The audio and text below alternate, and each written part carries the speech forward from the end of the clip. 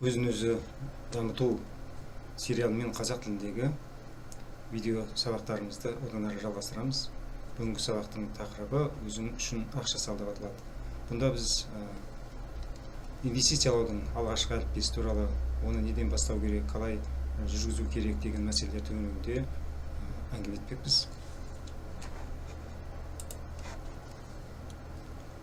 Бүгінде ондаған тілдерге аударылып, миллиондаған дана болып таралып жатқан Байаке және Кедейяке деп аталатын кітаптың авторы Роберт Кийосакидің айтуынша, адамзат баласының 80% бүкіл байлықтың, әлемдегі байлықтың 20% ғана иемденеді екен. Қалған 20% бай адамдар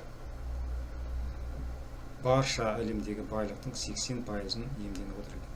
Яғни айтқанда, байлар мен кедейлердің арасындағы осындай үлкен айырмашылық бар. Бұның себебі неде деген мәселеге тоқталып, Кийосакидің айтуынша, бұнда ең негізгі, ең басты айырма бұл кедей адамдардың ақшаны дұрыс жұмсай алмайтындығында деген мәселені алға тартады. Әлгі сол 80% кедей адамдар өздерінің тапқан табыстарын түгелдей жаңағы шығындарды жұмсауға, жабуға жұмсайды екен. Сөйтіп, өле-өлгенше сол шығынды жабумен күндері өтеді екен. Мысалы, сіздің табысыңыз 100 мың теңге болатын болса, шығыныңызда 100 мың. Осындай жағдайда сіз ойлауыңыз мүмкін, егер менің табысым 200 мың теңгеге жететін болса, көбейсе мен жалақым, онда мен қаржы тапшылығынан құтылар едім деп. Дегенмен де бұл қате түсінік. Сіздің табысыңыз мысалы 200 мың теңгеге жеткен кезде сіздің шығыныңызда 200 мың болып кетеді. Одан да өсіп кетеді. Сөйтіп, адамдардың табысы өскен сайын шығындары да өсе береді. Сөйтіп, жылдар өте береді.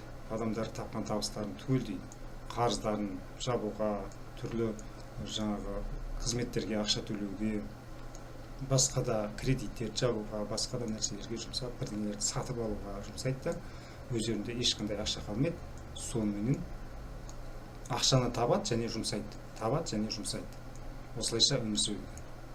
Бұндай адамдар ешқашанда бақуаттылыққа жете алмайды дейді.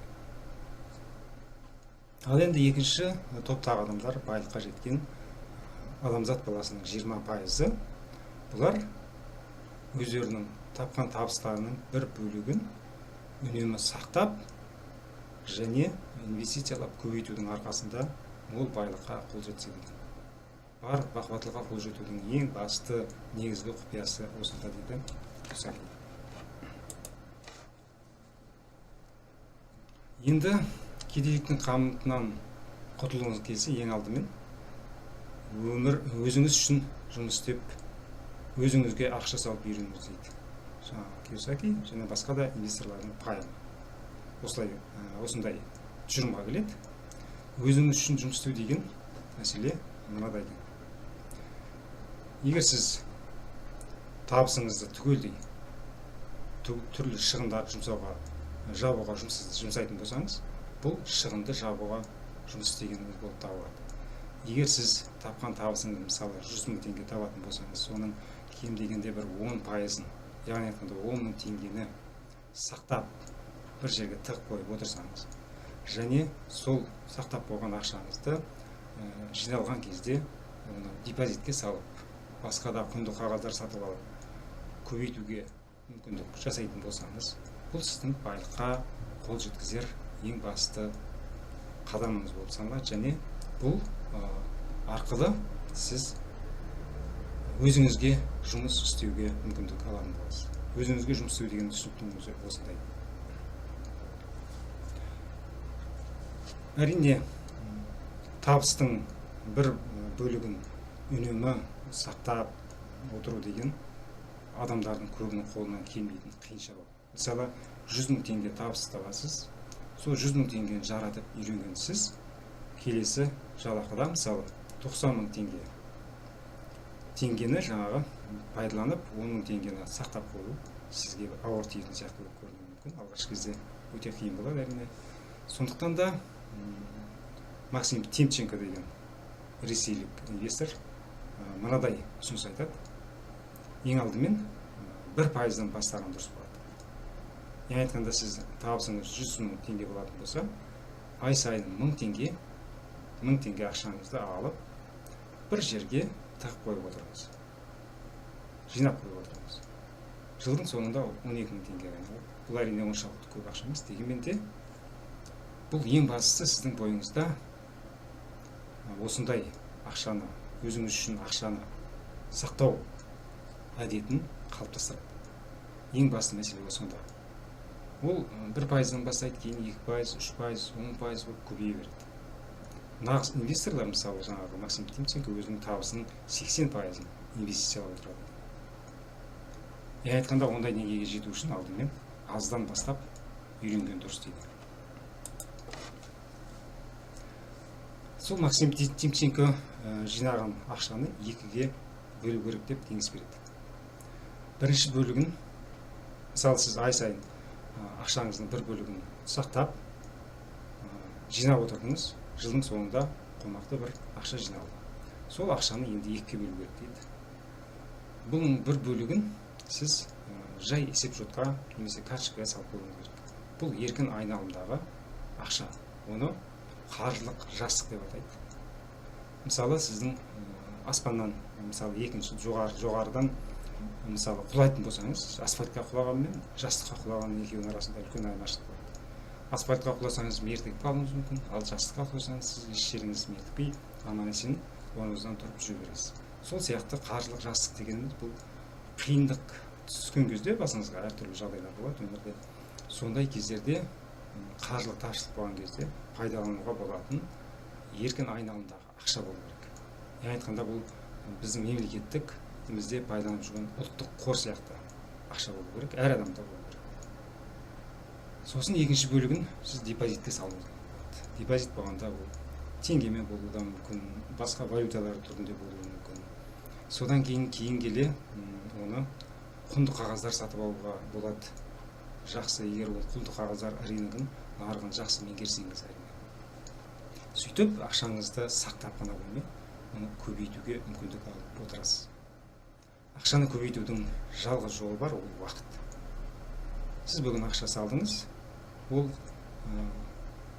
жаңағы капитализация жасалып, өзінен өзі көбейе береді. Біраз уақыттан кейін ол қомақты сомаға айналады. Бұл сіздің болашақ байлығыңыздың іргетасы деп санауға болады. Әрине, жаңағы бәрі де бір күнде, екі күнде бола салмайды. Жаңа Максим Тимченко, Бодо Шефер сияқты, мысалы, осы инвестициямен айналысып жүрген адамдардың айтуынша, қаржылық бостандыққа адам кем дегенде 7-10 жылда жетуіне болады. Егер сіз жақсы өзіңіздің тапқан табысыңыздың 10-20-30%-ын инвестициялап отыратын болсаңыз, сақтап инвестициялап отыратын болсаңыз, сонда жаңағы 7-10 жылда жету болады. Әйтпесе жаңағы 1%-дан бастап, мысалы 10%, 15% түрінде жаңағы инвестициялап отыратын болсаңыз, 15-20 жылда сіз жақсы қаржылық деңгейге, көрсеткішке қол жетуіңізге болады. Әлгі сақтаған ақшаңыз, депозитке салған ақшаларыңыз, құнды қағаздарыңыз мысалы өсіп, бағасы өсіп, қомақты жақсы сомаға айналады да, сол кезде сіз сол салған ақшаңыздың түсімі мен ешқандай қысылмай өмір сүретін мүмкіндікке ие боласыз. Бұл қаржылық бостандық деп аталады. Не айтқанда, сіз жұмыстың бәрін тастап, енді өзіңізге ұнайтын шаруалармен ғана айналысып, саяхаттауыңыз мүмкін, балық аулауыңыз мүмкін таза ауада, немесе басқа да сондай шаруалармен айналысуыңыз мүмкін, өзіңіз қалайтын, көңіліңіз қалайтын нәрсемен айналысасыз.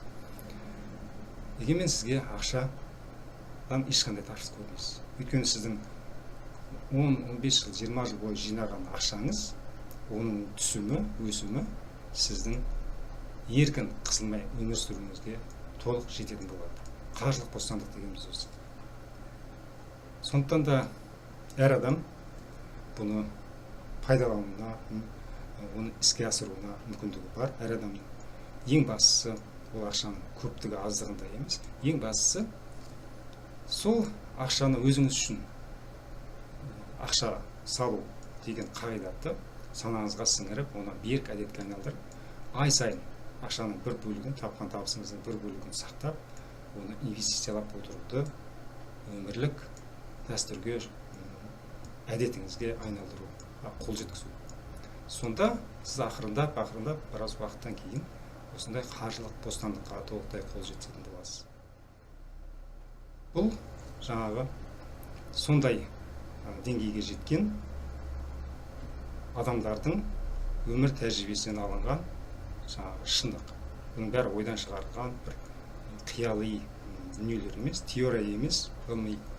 Бұның бәрі өмірден алынған шындық. Сондықтан да осы нәрсені, ережені, қағидатты сізде пайдалануыңызға болады. Егер